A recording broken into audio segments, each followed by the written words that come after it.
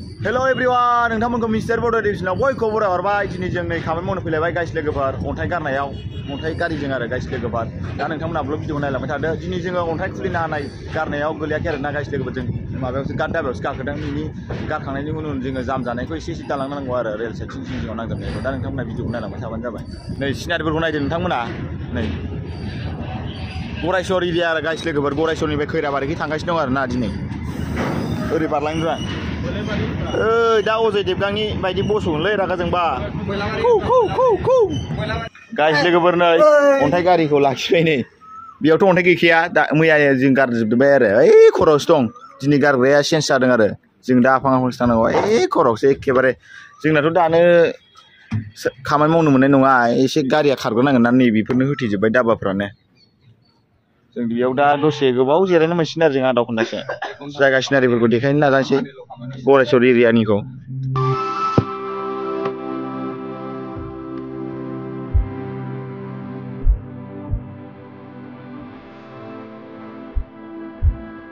दा आं ओरै बारफिनलांसै आरो फैया फैया मा मिनिदों नेवलाय लागाव ओंखारगोनब्रा बै अन्थाइ मोनबाथाय।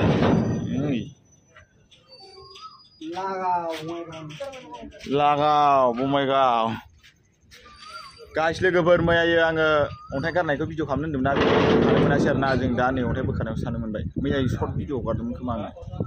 जायखिया नायलांबायल' था भिडिअखौ, आजखासो जानला मोनलासो आंना, स्टाइलबो गैया रायलायनायफ्राबो, इडिटिंफोराबो जाखायासै। दे मोसालाय देलाय बान्दा कपिखौ आङो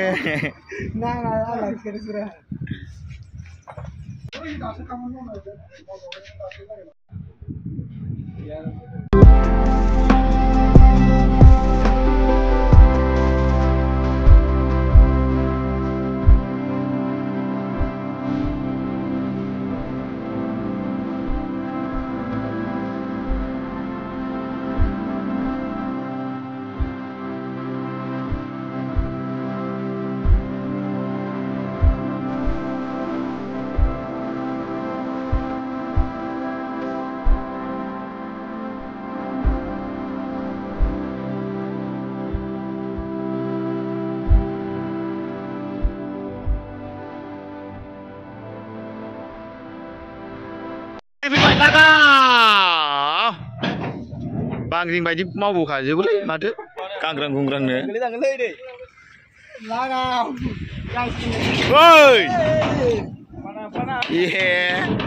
मानसि गांग्रां गुंग्रांथारलै।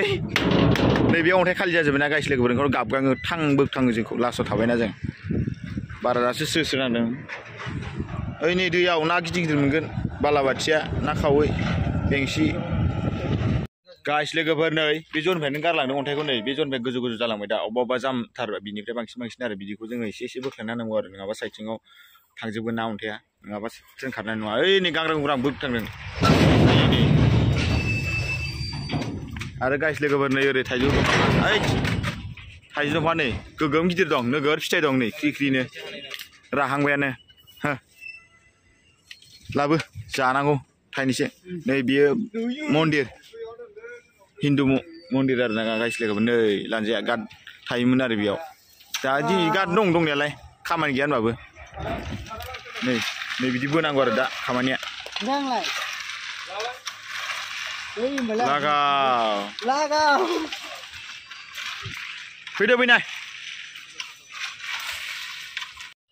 गाइस लोगोफोर, अन्थाइखौ हखांबाय। नै बिदियाव साइथिं जिं जिङाव नाहां नाहां जानायखौ होनानै बोगारनानै दोनजोब्बाय आरो दंबावो आरो फिनिशिं जायाखै। फिनिशिंखौ बेलेग दिनाव खालामगोन आरो ना गाइस लोगोफोर, गावसोर माला लेंहरो जोंथ' बुंनो हाला। आरो नै बे गेजेर गेजेरावबो अन्थाइ होनांगौ। बेखौ माने दाख्लैयो BCM मिसिंजों अन्थाइखौ जावख'नानै हाखौ गारदोंमोनलै, हाजों अन्थाइजों मिक्स थायोना, बेखौ गारदोंमोन आरो अन्थाइखौथ' गाराखै, हाखौ गारदों। ओमफ्राय अन्थाइखौ लखबना गालांफिनदों। ओमफ्राय बबेबा जाजोबाखै आरो फिनिशिं जालांजोबाखै। ओमफ्राय दा नैबे गोजौ गोजौखौ होनांगोनदां जों उनफ्राव। दा जों थांबाय थानोसै माबायाव गरायसरि स्टेसनाव थांफिनसै। ओरै हरिसिंगाया गोजान दङ आरो ना गाइस लोगोफोर। दा जों थांबाय थानोसै गरायसरि स्टेसनाव। दा गरायसरि स्टेसनाव लास्ट दोनथ'नोसै, स्टेसनखौ एसे देखायनोसै आरो ना गाइस लोगोफोर। उफ बिराद मेंबाय।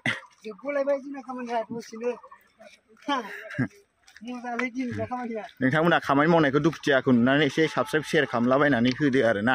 बुं दा बिदि बुंहर देब्रा खालामनो दे थाब-थाबनो आयालाय मानसिया जेरै नेवलाय बिदिनो हाग्रा सिङाव थाग्रा बायदि नुखायो दा ए जालालै बे मोखा ओइ दैयाव मोखां सुनांसिगोन र' साइथिं जिं जिं दै थांनाय दं गाइस लोगोफोरजों दा नै गरायसरि स्टेसन सफैबाय थाबायबोनानै 3 किल'मिटारल' गोजानमोन आरो दा जों सफैबाय नै बै आफाङाव थांसै दंफां सायाफोराव जिरायलाबायना थाहैनोसै गराय स्टेसना नायदो नै ओरैजा नै ट्रेन फाङा फुथा दंलाबायो बायला जिलानो नै हाख्लालाबायना दोनजोबदों आरो बेफोरखौ लांजोबगोन लहा खालामहैफिननानै बानायफिनजोबगोन खोमा उनफ्राव स्टेसनखौ नायना लादो नै नोंथांमोना गरायसरि स्टेसन कामरुप गोलैयोना बाक्सा गोलैयोमोनथाय आंथ' मिथिला बाक्सा गोलैगोन दा डिस्ट्रिक्टआ बे जरा गाइस लोगोफोर नै माखासे दुगैबाय आरोना नैबेयाव दैनि माबाजों पाइपजों नैबे मिसिङाव थाग्राफ्रा उन्दुग्राफ्रा बोना लादोंमोन आरो माबानिफ्राय टेपनिफ्राय ओमफ्राय बेजोंनो दा दुगैबाय आरो बिसोरो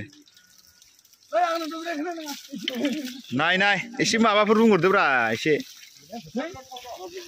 गोरा खालामलाय बडिखौ वाह देला खेमसेबाव फट' साफायनां दे गोरा खालाम थामले लोगोनब्रा आङो दे नालागे होमबाबो साबाय जाखाबाय र' जानला मोनलाबाबो सोरनि लंपेन्ट गस्लाब्रा गाला जोमसै नामा गाइस लोगोफोर नै अबेनिफ्रायबा थाइजौ लाबोलायबाय नै जोंना लोगोफ्रा नै थाइजौ गोरलै थाइथामल'थार गोरलैद्राय नंद्रायाब्रा होमबाबो गोरलैयानो हमजासिनब्रा बादामालि खायाखै माबा खायाखै बेगर जाहांनाय दा जानोसै आरो आंबो जागोन दे एसेनो र' आं लास्ट इन्ट्र' होनि र' नैबेयाव जों जिरायनानै थानोसै आरो थाइजौ खाजि जाखांनाय आरामनो नैबेयाव सरखारनि कारपेट बखानाय नै बा साइस नुदोंथ' नै हाग्राखौ ग्रिननो